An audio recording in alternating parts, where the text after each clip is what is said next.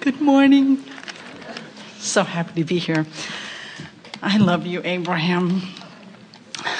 We like it when you love, because when you love, you're tuned into that which is love, and we don't care what you're loving. Well, it's nice that you're loving us, but we don't care. But we love that you love. And I do. I love that you're so patient with us. I love that you're so It's easy. knowing. We've seen the end and it's good. Yeah. I love that you take the time to pick the words. It's easy because we don't live in a time dimension. So we have all of that in the world. Yeah.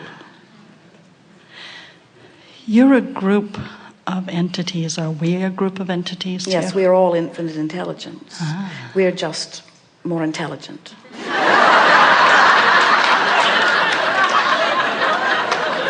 We just have less resistance that keeps us from knowing what we know. But we are all infinite intelligence. I love that you're so playful. It's easy to be playful when you have no resistance within you. I love that you have taught us that we make too much of this. And we love that you heard it.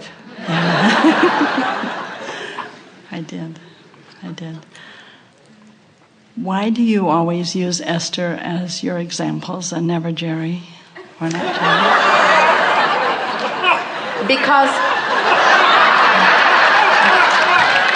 Because he's good and she's bad. Because we have moment-to-moment permission from Esther. Vibrational alignment permission from Esther.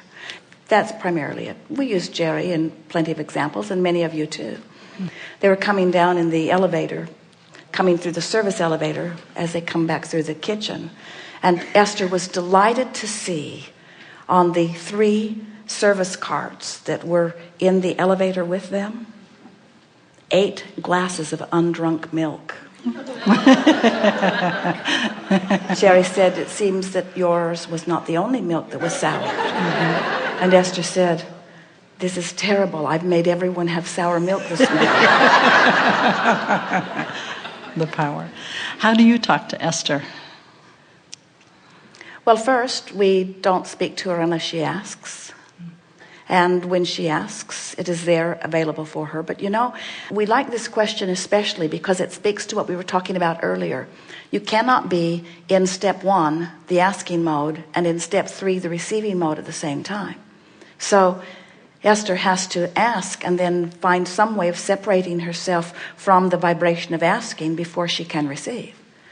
So she is like most of you. Life causes her to ask, and when she is distracted from the vibration of not knowing the answer, then the answer comes. It's like looking for something that you think is lost. You can't find it until you forget that you think it's lost, and then it will turn up for you. It's that same sort of thing. So for Jerry and Esther, often Esther will say to Jerry, I would like to talk to Abraham about this, and this is what I'm feeling about it, and this is really my question about it. And then Jerry will sit and visit with Abraham about it. And then Jerry will either relate it to Esther or they will record it. Or sometimes Esther can type for a little while what she wants to talk about, and then she goes off and does other things, comes into meditation. Then she will get back on her computer and receive the answer and then go back and read it. But it is the same for Esther as it is for any of you. You cannot receive an answer when you're all balled up in the question.